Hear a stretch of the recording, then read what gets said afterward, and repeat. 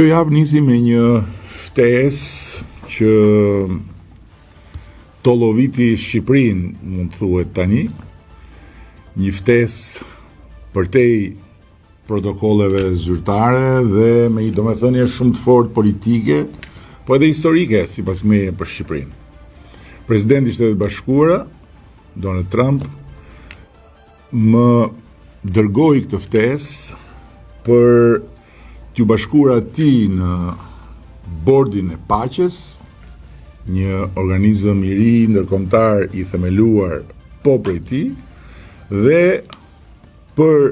të pranuar që Shqipëria të jetë një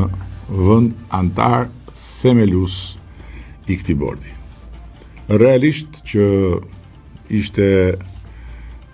një ftesë e mirëseardhur, por edhe pse nuk e dyshoja që do kishte zhurmë dhe përpjekje për të bërë tollovi, nuk e mendoja që fantazit dhe likësia do të bashkoheshin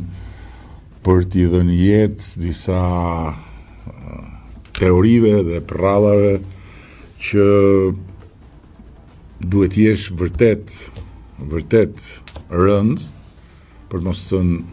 ndonjë fjalë drejt për drejt të saktë, por jo të përshtatshme për këtë podcast, që të arrish deri në pikat ku u arrit. Gjithsesi, ftesa u mirëprit, u pranua, u ratifikua dhe në formën e një projekt marrëveshje, projekt ligji në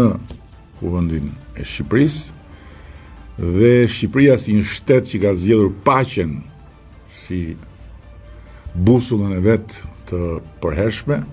dhe që ka ditur të kontribuojë në tryeza të rëndësishme ndërkombëtare,